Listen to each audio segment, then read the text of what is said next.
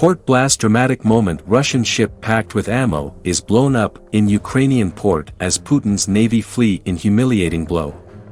This is the dramatic moment. A Russian ship packed with ammo was reportedly blown up in Ukraine as humiliated Putin's navy is forced to retreat. Footage shows the landing ship, named Orsk, on fire as black smoke can be seen coming from the port in occupied Berdyansk. Moscow's trio of sea ships had been supporting their advance in the besieged port city of Mariupol. While Orsk sank, an ammunition on board exploded, sending black smoke billowing into the sky. Another Kremlin Navy ship was damaged and a third attempted to leave port before it too was obliterated. The port's fuel depot was also understood to be ablaze. The Ukrainian Navy said on a Facebook post, a large paratroop ship Orsk, of the Black Sea Fleet of occupiers was destroyed in the occupied Russian port Berdyansk, glory to Ukraine. It comes after footage showed a Russian tank completely destroyed by a Ukrainian missile. Amid reports Putin has lost a total of 3,330 vehicles. Russia also accidentally revealed it has lost 10,000 troops, when the figure was disclosed by a pro-Kremlin newspaper, though NATO has said that figure could be as high as 15,000. On the 29th day of the invasion, 4 missiles, including phosphorus bombs, hit Lugansk. Among 4 dead were 2 Ukrainian children. In the region of eastern Ukraine, in the disputed Donbass region, 101,526 houses across 35 towns and villages have no electricity. Russia has sent 250 air raids over Kiev, Chernihiv and Kharkiv in the last day. In return, defiant Ukraine said they had blasted 11 aircraft from the skies, 7 planes, 1 helicopter, 2 cruise missiles and a drone. In the last 22 days, Moscow has authorized a terrifying 1,100 missile strikes on Ukraine, with many hitting schools, hospitals and theaters offering shelter. Meanwhile, 7 humanitarian corridors are expected to be opened up today, allowing people to flee safely, the Deputy Prime Minister has said. However, the besieged city of Mariupol has been left off the list where civilians are urged to head to a nearby town. Shocking footage shows the destroyed city with barely any building undamaged by relentless shelling. Since the invasion began, Russian troops have been pounding Ukrainian cities, but Mariupol has faced the worst of the war. Hundreds of thousands are believed to be trapped inside buildings, with no access to food, water, power or heat. Russian shells, bombs and missiles have struck a theater, an art school and other public buildings, burying hundreds of women and children sheltering in cellars. The PM said this morning that the Russian leader has crossed a red line and that the international community will increase the pressure on Putin after Zelensky's plea to step up sanctions last night. Mr. Johnson said, "We need to do more, and so we need to do more economically. Can we do more to stop him using his gold reserves, for instance, in addition to his cash reserves? What can we do more to sanction SWIFT? And then we need to do more to give the Ukrainians military support." He added, "We have a duty to help them protect themselves and their loved ones. And so the UK is stepping up again." His comments come ahead of a NATO summit in Brussels today. The Ukrainian president said in a video address, "At these 3 summits we will see who is our friend, who is our partner and who sold us out and betrayed us." He added he expected serious steps from Western allies, repeating calls for a no-fly zone over Ukraine and complaining that the West had not provided Ukraine with planes, modern anti-missile systems, tanks or anti-ship weapons. The war of Russia is not only the war against Ukraine. Its meaning is much wider. Russia started the war against freedom as it is. This is only the beginning for Russia on the Ukrainian land. Russia is trying to defeat the freedom of all people in Europe, of all the people in the world. It tries to show that only crude and cruel force matters. It tries to show that people do not matter, as well as everything else that make us people. That's the reason we all must stop Russia.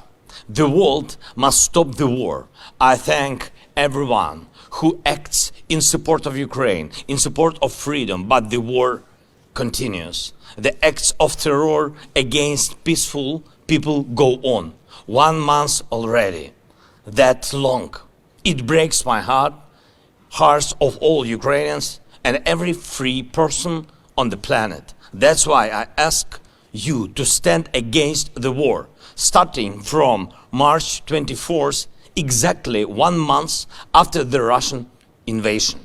From this day and after then. Show your standing. Come from your offices, your homes, your schools and universities. Come in the name of peace. Come with Ukrainian symbols to support Ukraine, to support freedom, to support life. Come to your squares, your streets. Make yourselves visible and heard. Say that people matter, freedom matters, peace matters, Ukraine matters. From March 24th, in downtowns of your cities. All as one together who want to stop the war. On invasion milestone, Ukraine urges solidarity as Western leaders gather. Ukraine's leader called for solidarity on Thursday, a month since Russia's invasion began, warning he would see who sells out at summits in Europe where bolstering sanctions and NATO is planned, but restrictions on energy could prove divisive. U.S. President Joe Biden has arrived in Brussels for meetings of the Alliance, G7 and European Union over a conflict that began on February 24 and has caused more than 3.6 million refugees to flee the country.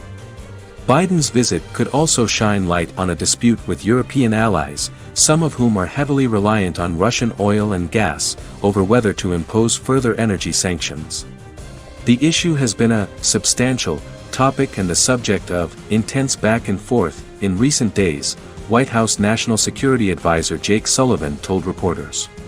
The United States has already banned imports of Russian oil. President Vladimir Putin on Wednesday said Moscow planned to switch gas sales made to unfriendly countries to rubles, causing European gas prices to soar on concerns the move would exacerbate the region's energy crunch. As the humanitarian toll from the conflict continues to rise, driving a quarter of Ukraine's population of 44 million from their homes, President Volodymyr Zelensky called on people around the world to take to the streets and demand the war end. Come from your offices, your homes, your schools and universities, come in the name of peace, come with Ukrainian symbols to support Ukraine, to support freedom, to support life, he said in a video address. The United States planned to announce more sanctions on Russian political figures and oligarchs on Thursday, and officials would have more to say on Friday about European energy issues, Sullivan said. Ahead of his meeting with Biden, NATO Secretary-General Jens Stoltenberg said the alliance would boost its forces in Eastern Europe by deploying 4 new battle groups in Bulgaria, Hungary, Romania, Slovakia. Zelensky said on Thursday he expected serious steps from Western allies.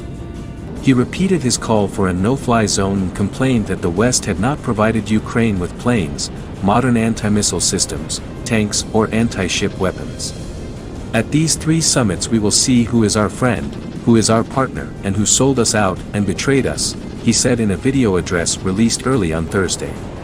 Kyiv hit. Moscow calls its actions in Ukraine a special operation that it says is not designed to occupy territory but to destroy its southern neighbor's military capabilities and capture what it regards as dangerous nationalists. The West says this a baseless pretext for an unprovoked war.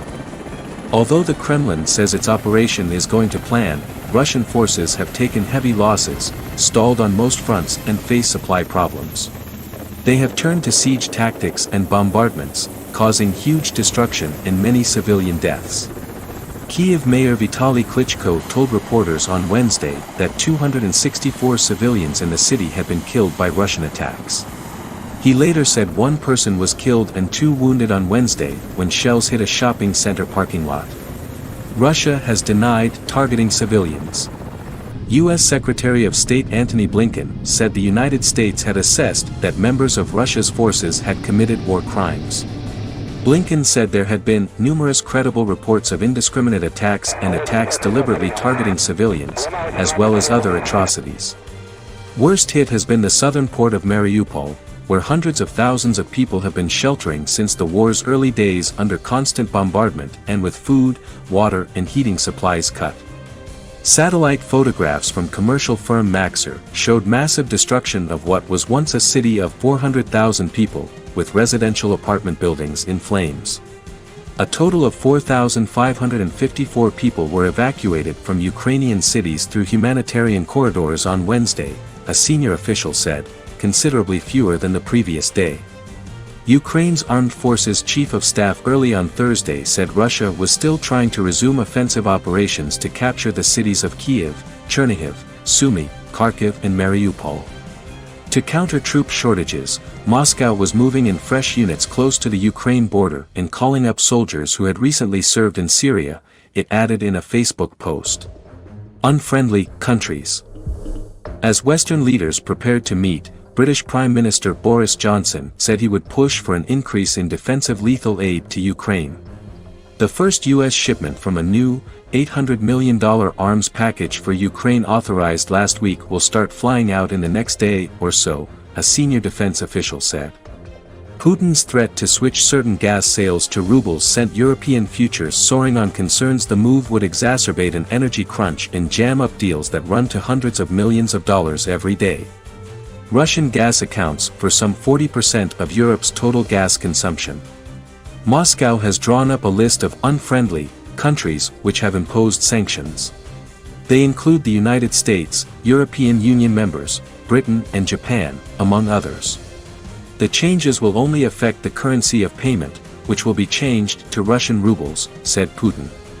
And as an information battle also rages, a Russian regulator blocked Alphabet's news aggregator Google News, saying it allows access to what it calls fake material about the military operation, Interfax news agency said.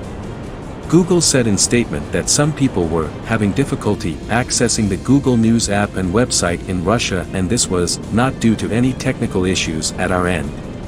Earlier the company said it would not help websites, apps and YouTube channels sell ads alongside content that it deemed exploited, dismissed or condoned the conflict.